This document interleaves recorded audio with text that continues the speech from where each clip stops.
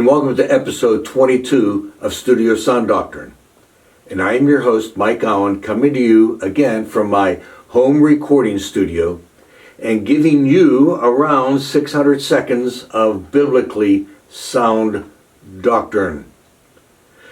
And today I want to pick up where I left off last week, talking about repentance.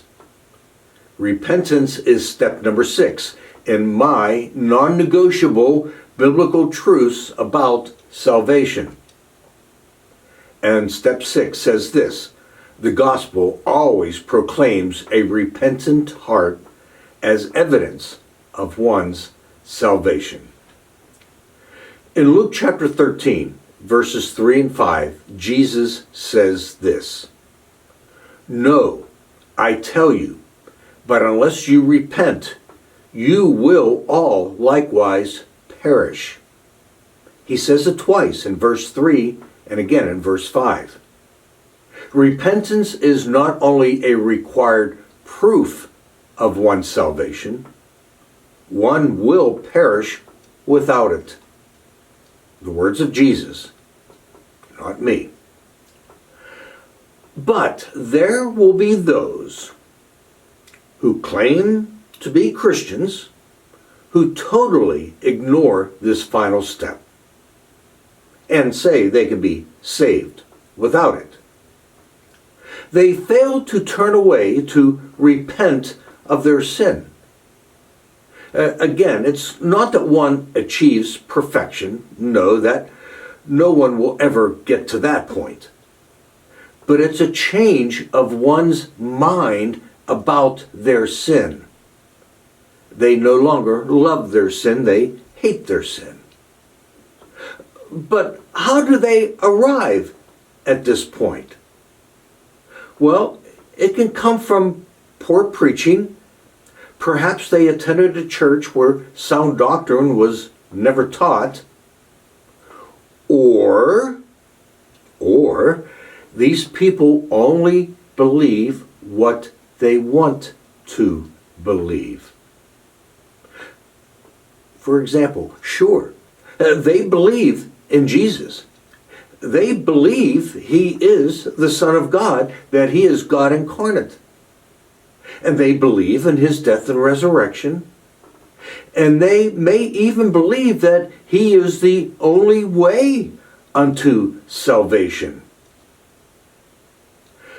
But they believe that a belief in Jesus Christ does not require a changed heart for salvation.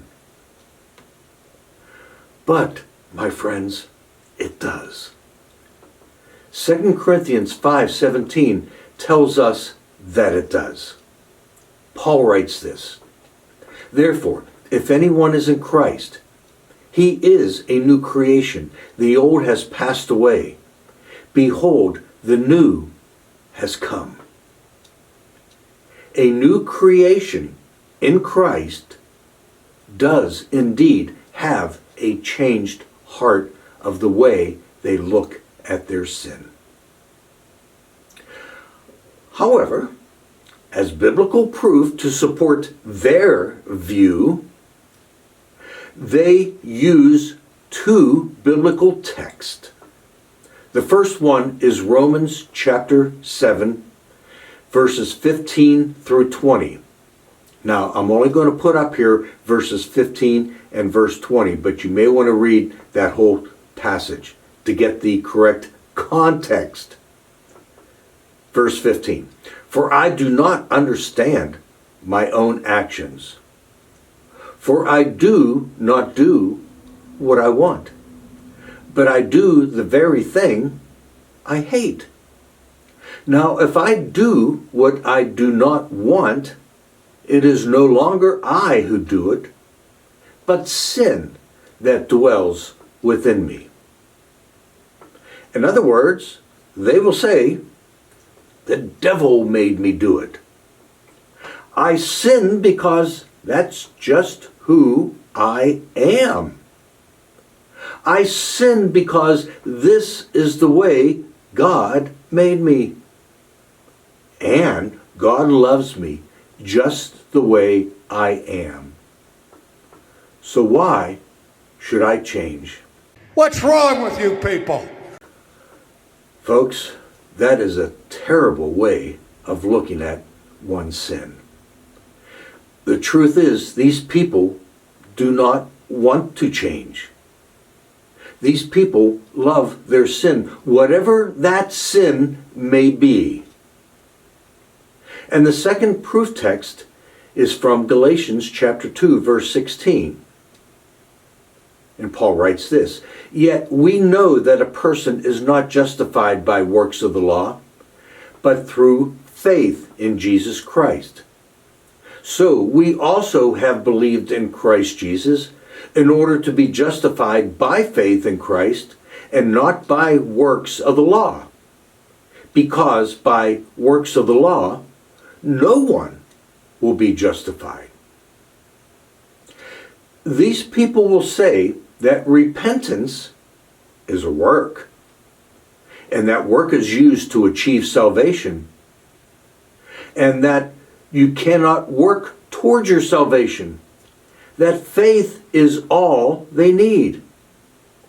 After all, that's what Galatians 2:16 says, doesn't it? And they claim that they have that faith in Jesus Christ.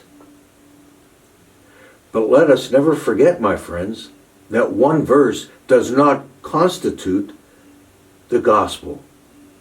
Let's look at Ephesians chapter 2, verses 8 through 10. And what does these verses say about this issue? Paul writes this, "For by grace you have been saved through faith, and this is not your own doing. It is the gift of God, not as a result of works, so that no one may boast." But here's the clincher, my friends, verse 10. "For we are his workmanship, created in Christ Jesus for good works, which God prepared beforehand, that we should walk in them." If one is truly saved, what are the good works one should be doing? One word: repentance. When a person believes that they are saved by Jesus Christ, but they also say they can live and sin any way they want, that person is a victim of something we call Antinomianism. What is Antinomianism? Glad you asked. Antinomianism comes from two Greek words, anti, which means against, and nomos, meaning law. Antinomianism means against the law. Antinomianism is the belief that there are no moral laws that God expects Christians to obey. Well, the Apostle Paul addresses antinomianism in Romans chapter 3, verses 7 and 8, when he writes this, "But if through my lie God's truth abounds to give his glory, why am I still being condemned as a sinner? And why not do evil, that good may come? As some people slanderously charge us with saying, their condemnation is just." Or some translations will say, their condemnation is deserved. You cannot continue in habitual sin, believing it is okay to do so, all the while justifying your sinful actions because you say that you have liberty in Christ, or I have faith in Christ alone. What's wrong with you people? My friends, there must be genuine remorse and confession over our sin. So here's my question to you. Do you show remorse when you disobey his commandments? Well, you must. And another question, are you repulsed by your sin? You better be. Listen, if we do not get these two answers correct, then our view of salvation is incorrect. And our view of sin is more like sin is our friend rather than our enemy. We need to be like Paul in Romans chapter 7, verse 24, when he considers his own sin and says this, "Wretched man that I am, who will deliver me from this body of death?" He knows that his sin makes him a wretched man. And so should we. Are you, my friend, concerned about your salvation? You should be. We all should be. But here's one thing that we can all do. 2 Corinthians 13:5. Examine yourselves to see whether you are in the faith. Test yourselves. Or do you not realize this about yourselves, that Jesus Christ is in you, unless indeed you fail to meet the test? I hope you pass the test. So let's look at those 6 non-negotiable steps one last time. Step number 1, the gospel always proclaims the sinfulness of mankind. It always proclaims the helplessness of mankind. It always proclaims that Jesus of Nazareth is God incarnate, God in the flesh. It always proclaims the atoning death and resurrection of Jesus Christ. It always proclaims that Jesus Christ is the only way unto salvation. And it always proclaims a repentant heart as evidence, as proof of one's salvation. Well, that's all for today. I know it was a lot. Come back next week. And don't forget to like and subscribe to this YouTube channel.